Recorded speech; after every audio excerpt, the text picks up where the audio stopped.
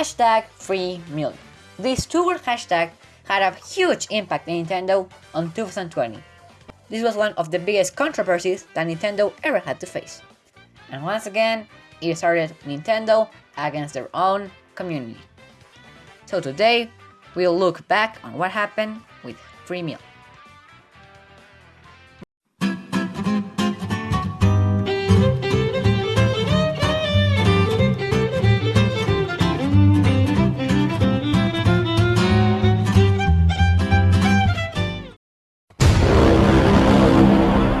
This started when the Big House, which is where tourneys for Millie and Smash Bros. Ultimate take place, said that Nintendo told them to shut down the event because first of all, Millie is usually played on the GameCube, a console with no online features.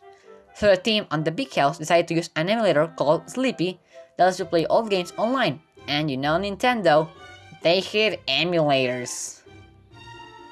Well, if you use them it's wrong, but they can use emulators anytime they want, that's the rules, you can't cheat the system.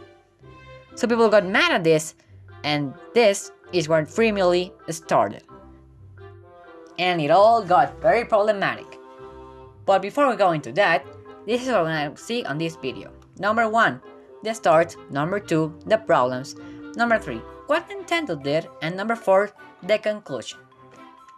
So let's smash.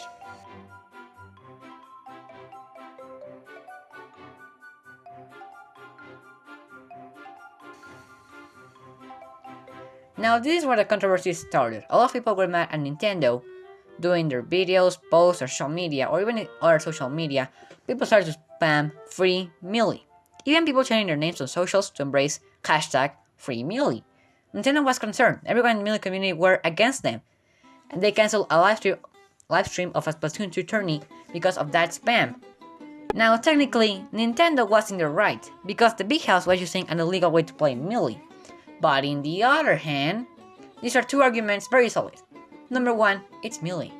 And number 2, with the pandemic and everyone staying at home, that was the only way to keep the tradition of Big House.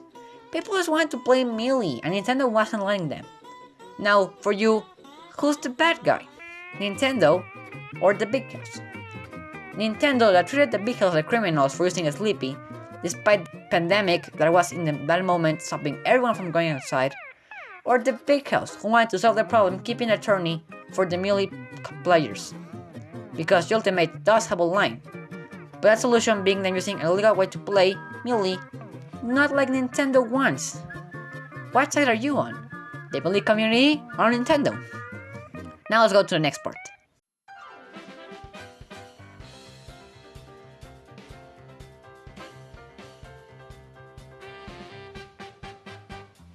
Remember how I said like 1 minute ago Nintendo canceled a live stream of Splatoon? Can you guess where I'm going with this? Now the Splatoon community was also mad at Nintendo. How fun! Some players played in the tourney with their name being FreeMillie, and Nintendo canceled / censored the entire stream. And then the fans hated Nintendo even more. Nintendo's community hate was through the roof! Another problem was the huge spam. If you check any video on 2020 from Nintendo or post any message in your socials, you'll see #FreeMillie every single time. I'm not kidding, this is real. What the hell? One time I woke up, went to have breakfast, I opened a jar of peanut butter, and I saw FreeMillie in it. You could see FreeMillie everywhere, and it was becoming really annoying to see how everyone was spamming FreeMillie on everything. So what Nintendo did?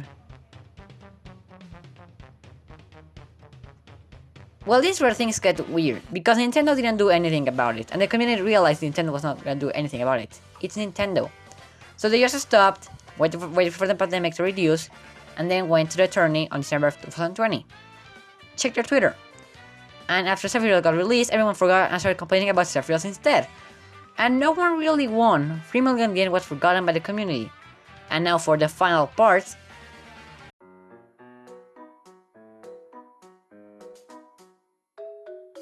I think we can all agree that 2020 was a very stinky, boring year no one likes to remember.